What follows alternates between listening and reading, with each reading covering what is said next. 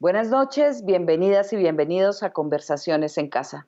Desde que apareció el COVID-19 en nuestras vidas, el grupo poblacional de mayor cuidado y protección ha sido el adulto mayor. Mayores de 70 e incluso de 60 en algunas ocasiones tienen una orden de confinamiento más estricta y algunos ya se rebelan ante esta situación. Hoy voy a conversar acerca de los adultos mayores en pandemia con el doctor Carlos Cano. Buenas noches, doctor Cano. Muy buenas noches a usted, Ana María, y a todos los personas que están escuchándonos y viéndonos. Para mí es un placer estar en su prestigioso programa. Muchísimas gracias, doctor Cano. El doctor Cano es médico especialista en geriatría, jefe de la unidad de geriatría en el Departamento de Medicina Interna del Hospital Universitario San Ignacio, director del Instituto de Envejecimiento de la Universidad Javeriana y presidente de la Academia Latinoamericana de Medicina del Adulto Mayor, denominado ALMA. ¿Qué nombre tan bonito, doctor? Eso es Desde ALMA. luego, sí, la academia reúne a todos los geriatras del continente, desde Canadá hasta la Patagonia, y pues realmente somos un grupo ya estructurado de más de 20 años de trabajo que anualmente nos reunimos a tratar temas relacionados con los adultos mayores y aspectos académicos de los mismos. Bueno, vamos al tema, doctor Cano. Esto han sido cuarentena tras cuarentena tras cuarentena y pues la última es que hasta finales de julio eh, se va flexibilizando las situaciones del confinamiento, pero que sigue siendo muy riguroso para las personas mayores de 70 años. Eh, ¿Cómo cree usted que impacta en la población este confinamiento tan largo y tan permanente? ¿Y qué opina usted de estas medidas? Digamos, Colombia ha sido uno de los países más estrictos con el aislamiento preventivo obligatorio de las personas adultas mayores. En concreto, en Colombia se ha tomado esta decisión desde el 20 de marzo, ya hace más de 2 meses, en esta población, pues porque son el grupo más vulnerable y el que más riesgo tienen de morbilidad, pero especialmente de mortalidad.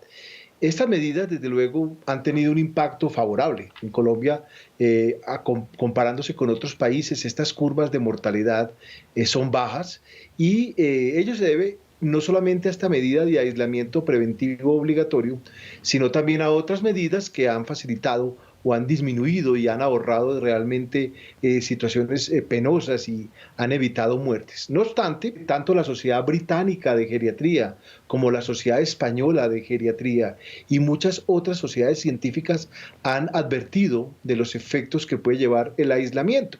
Por ejemplo, mayor posibilidad de alteraciones en el afecto, alteraciones mentales, alteraciones físicas y físicas de nutrición, de pérdida de la masa muscular que al fin y al cabo se transcriben en enfermedades. Entonces, la propuesta es definitivamente busquemos salidas y busquemos respiros y situaciones que puedan no solamente evitar esas muertes, que es lo que se pretende, sino evitar las complicaciones que indudablemente se están presentando en este grupo de personas, especialmente después de 2 meses. Doctor Cano, ¿por qué exactamente las personas mayores son el grupo más vulnerable? Porque uno ve evidentemente la mortalidad es mucho más alta, es porque el virus, digamos, cae, por llamarlo así, en un terreno corporal con problemas ya por causa de la edad. Claro, yo le voy a dar algunas estadísticas sencillas que pueden ser orientativas a su interesante pregunta. La mortalidad en general de esta enfermedad podríamos decir que es más o menos importante, pero no tan grave como en principio podríamos pensarlo.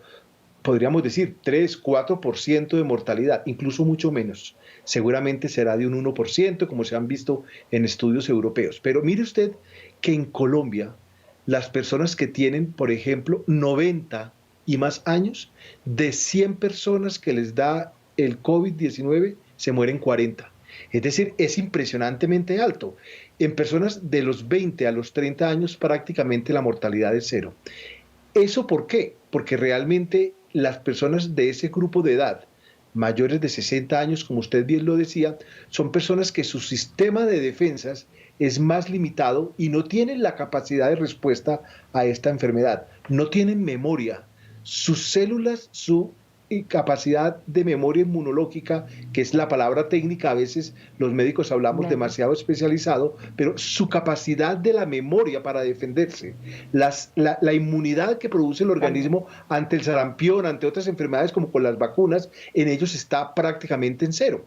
Un buen ejemplo ocurrió en el H1N1 que tuvimos hace unos años, cuando la población adulta mayor ya tenía inmunidad por lo que llamaron la gripe española a principios del siglo pasado, pero en este caso no tienen ninguna respuesta ni ninguna memoria inmunológica. Pero además hay algo más grave en la situación, es que aquellas personas que tienen enfermedades crónicas que se asocian a un proceso que llamamos inflamación, por ejemplo, los hipertensos pueden tener algo de inflamación, los diabéticos pueden tener algo que llamamos inflamación, y el envejecimiento es un proceso inflamatorio. Entonces, todas estas enfermedades que se acompañan de inflamación, como enfermedades de base, que podríamos resumir como punto conector la inflamación, al igual que el envejecimiento, son factores de riesgo importante y parece ser el hilo conductor que va a llevar a estas personas a un mayor riesgo. Y es por eso que desde un principio nos hemos dado cuenta que eso ocurre. Pero usted tiene toda la razón y la sociedad tiene toda la razón. El aislamiento preventivo obligatorio tiene efectos secundarios y debemos trabajar para mitigarlos, para disminuirlos, porque, como lo dije antes, algunas sociedades científicas y muy puntualmente la Sociedad Británica de Geriatría da una alerta, una alarma de que pueden ser a veces enfermedades muy complejas que pueden ser incluso de llevar a la muerte, igual que lo puede llevar esta infección. Así que tenemos que buscar salidas como lo hemos estado trabajando desde la academia y por supuesto esperamos, y el gobierno así lo ha demostrado, de que puede encontrar una flexibilización en estas medidas que nos den respiros para estas personas, porque definitivamente esta situación también está llevando a estas otras enfermedades secundarias a estas medidas. Doctor, ese concepto de la memoria inmunológica que usted me dice que las personas adultas mayores en este momento carecen de esa memoria inmunológica, ¿querría usted explicármelo? ¿Quiere decir esto que después de que pase este virus COVID-19 se va a crear una memoria inmunológica en los seres humanos contra este virus? Sí, es muy interesante ese concepto. Digamos, las vacunas producen memoria inmunológica. Cuando uno de pequeño le ponen, digamos, la vacuna del sarampión, pues está produciendo una memoria artificial contra el sarampión. Entonces, cuando el virus llega a uno, pues realmente el organismo responde y lo que estamos en ese momento es evitando la enfermedad porque tenemos un ejército de células y de un sistema inmunológico que se defiende ante esa agresión. Es tan poderosa la memoria del organismo, que llamamos memoria inmunológica, que ante la presencia de un agresor, pues el organismo se defiende y simplemente no da. Tienen suficientes herramientas para que la enfermedad no se presente. Ahora, con este virus, que es el coronavirus COVID-19, nadie en la humanidad tenía esa memoria, porque no existía, porque es un virus nuevo, completamente nuevo. No tienen lo que los inmunólogos dicen inmunidad cruzada, porque hay otros coronavirus, pero esos otros coronavirus que hemos tenido no nos han producido la defensa del organismo, es decir, no tenemos inmunidad. Ahora bien, hay dos posibilidades de adquirir esa inmunidad.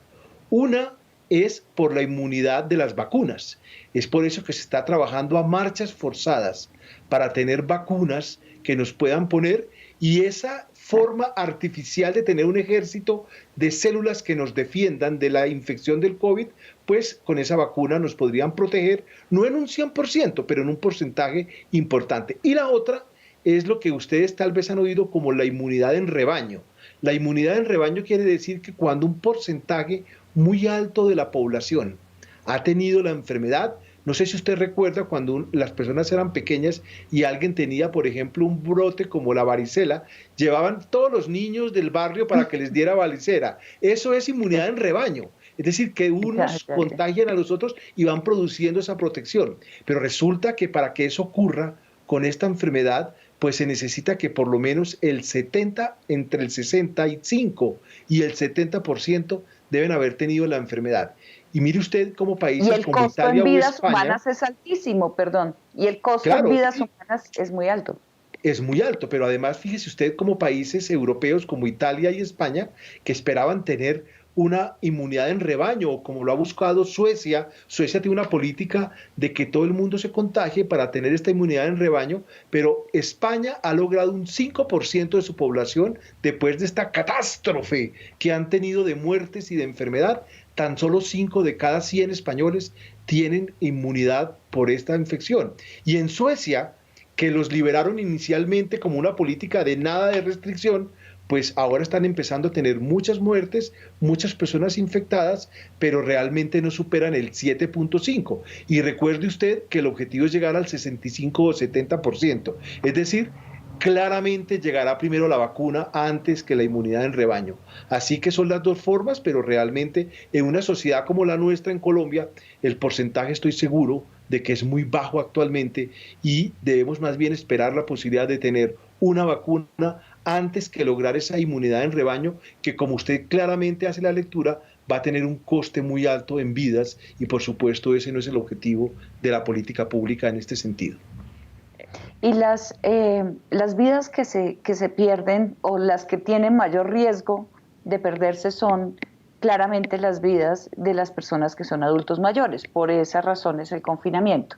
Pero en contra de ese confinamiento, pues se alzan las voces de esas mismas personas, porque pues quiero llamar la atención sobre el tema de la rebelión de las canas.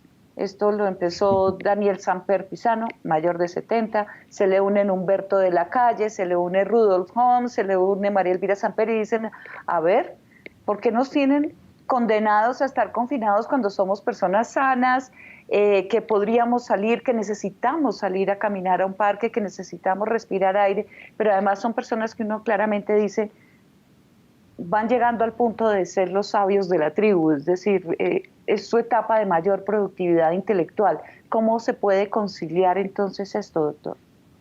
Bueno, primero, mis respetos a estas personas que usted ha dicho y a muchas más. Coincido con usted en que posiblemente físicamente nuestra máxima capacidad esté entre los 20 y los 40 años, pero mentalmente nuestra máxima capacidad productiva está entre los 60 y los 75 años. Así que ese clima de la capacidad cognitiva e intelectual es una edad en la cual ellos están y es muy respetable.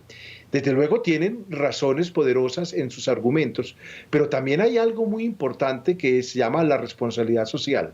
Es decir, nosotros somos libres de tomar nuestras decisiones, pero cuando hay situaciones de bien común, en este caso del bien social, pues yo creo que debemos ceñirnos y respetar las normas sociales. Y no hablo necesariamente de los adultos mayores, hablo de la gente joven que sale sin tapabocas a la calle, exponiéndose, llevando el virus a las casas. Estamos hablando de un grupo pequeño, pero significativo de colombianos que podrían hacer que esto y los sistemas de salud colapsaran y no pudiéramos nosotros atender justamente a estas personas. Es decir, yo sí estoy de acuerdo con ellos en que debemos tener una flexibilización, pero una flexibilización responsable. Es Responsable. decir, donde ellos puedan salir, pero con las medidas, y para esto no podemos decir a la loca de que todo el mundo salga. Me parece que es muy importante y en su medida el gobierno irá mostrando las decisiones que se han tomado desde la academia de ir haciendo de una manera progresiva. Si usted tiene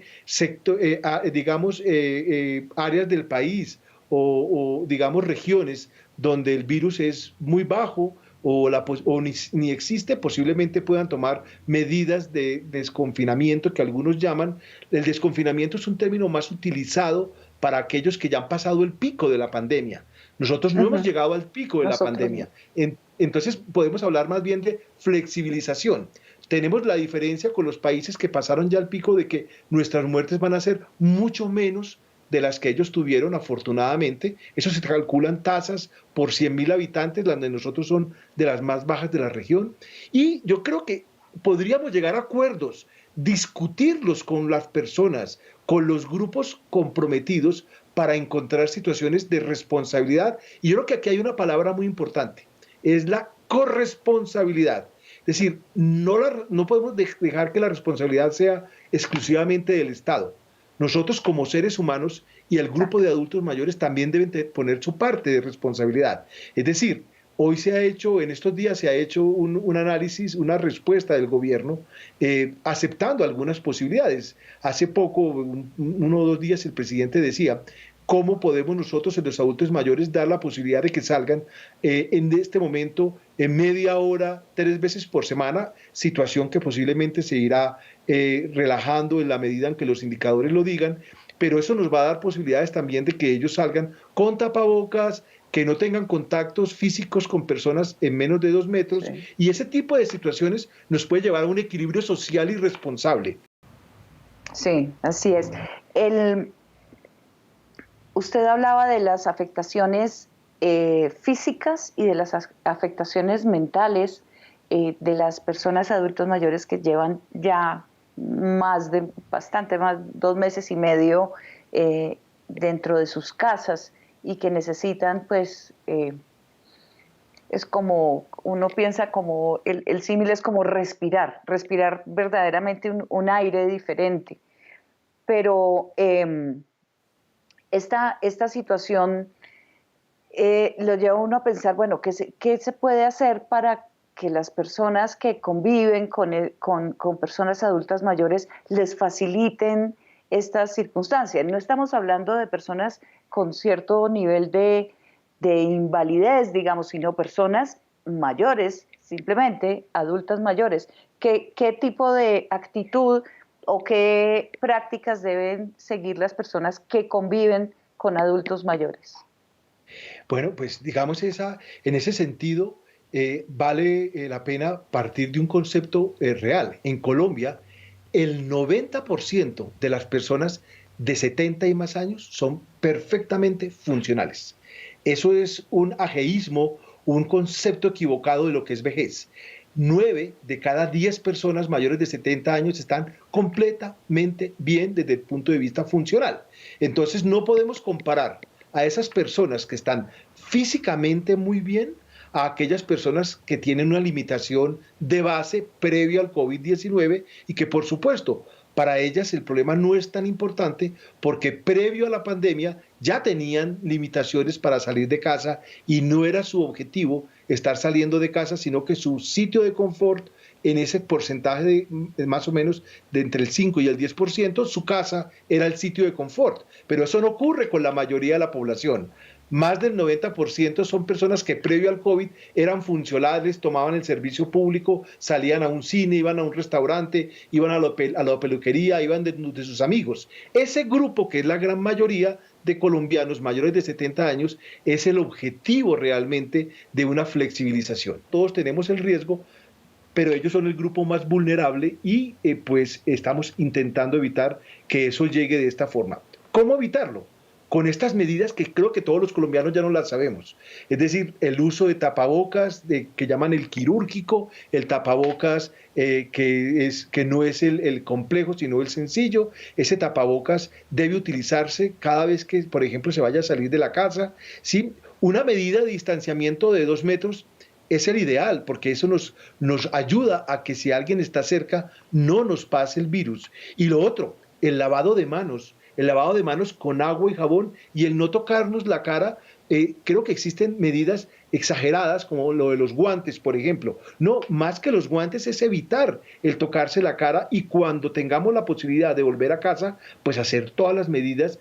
Todos los colombianos hemos aprendido eso, pues yo creo que sí estamos en la posibilidad de empezar a salir con orden, con una manera estructurada en las horas de menos circulación, donde tengan mayor posibilidad, digamos, de no estar en contacto con otras personas y que por supuesto puedan tener el disfrute, es decir, la delicia de salir a tomar el sol cuando existe. Incluso un día opaco también es agradable, londinense o bogotano, también son bienvenidos. El respirar en la calle, poder salir y decir esto es vida y esa situación tiene que ser un paso progresivo, pero por supuesto necesitan mucho de nuestro apoyo y comprensión porque desde luego ellos están pasando por situaciones difíciles y hay que estarlos acompañando. Yo le podría dar cortamente un ejemplo. Tenemos pacientes nosotros con demencia que van a nuestro centro día a hacer rehabilitación y ellos se les cerró el centro día para hacer rehabilitación en demencias. Pero usted viera la alegría de estas personas con Alzheimer cuando su terapeuta se comunicaba por un celular o un computador, Ay, adminículos que nunca habían utilizado, pero sus hijos y nietos se los pusieron y la adherencia es del 100% de estos pacientes a la teleasistencia o a la telerehabilitación con sus terapeutas y nos ha dado una gran claro. alegría que ellos puedan vivirlo con plenitud en sus casas.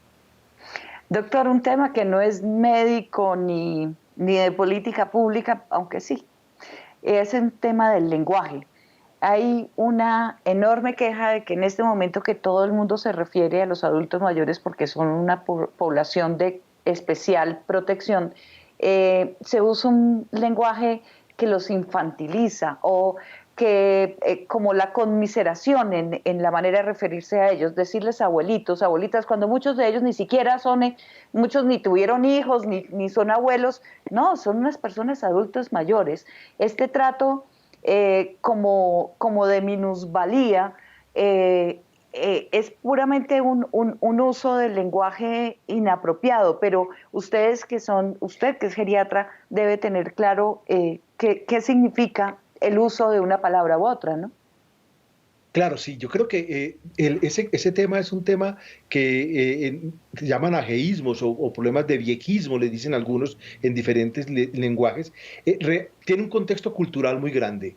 Es decir, si usted se pone a hacer una comparación en inglés, por ejemplo, para referirse a los viejos o a la edad, le dicen, una persona dice, tengo 5 años de viejo, 10 años de viejo, traduciéndolo literalmente al español, o 20 años de viejo o 70 años de viejo. En Ujú. inglés, en los Sí, sajones no existe ese problema, pero en nuestra cultura, en el castellano, y más en América Latina, porque en España, pues decirle a un anciano, anciano no es problema, pero en Colombia existen muchas, digamos, situaciones peyorativas de imaginarios con relación a la vejez. Yo creo que lo primero es importante respetar estos conceptos culturales. Sí, nosotros como geriatras hablamos de ancianos, pero desde luego ante la sociedad y ante los adultos mayores, nosotros utilizamos la palabra que en Colombia a ellos les gusta, que son personas mayores. Es decir, es como el grupo realmente se identifica, sin embargo, pues existen palabras que queremos adornar y que a veces pueden ser peyorativas,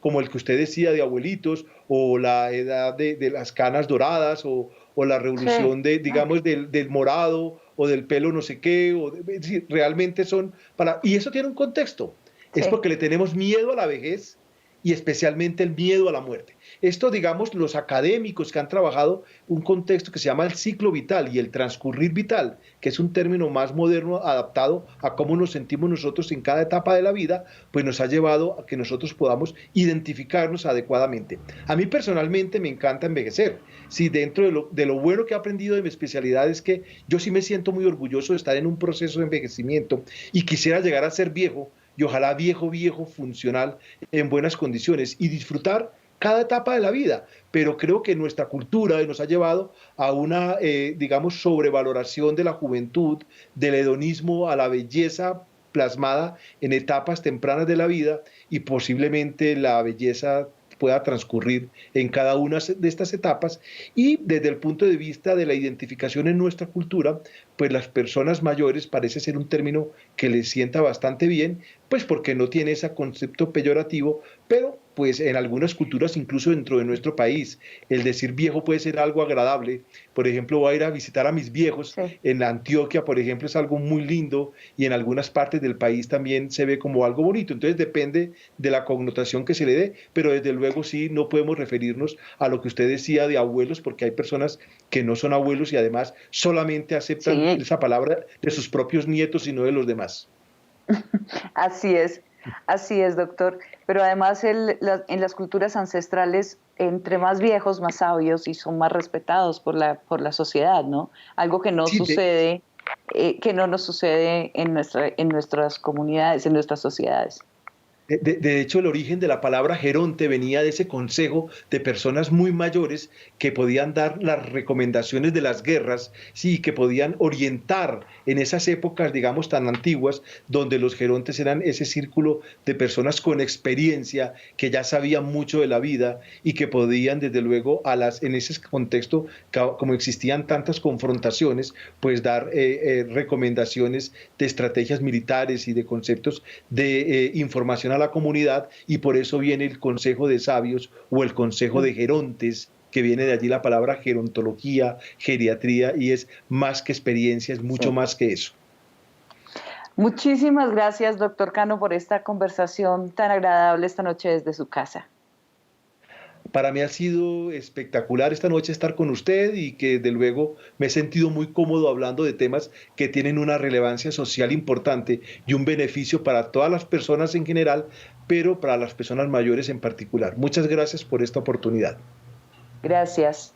Nos veremos mañana en una nueva conversación en casa para abordar algún otro de los aspectos en los que este virus ha impactado la vida de todos los seres humanos. Cuídense, quédense en la casa. Buenas noches.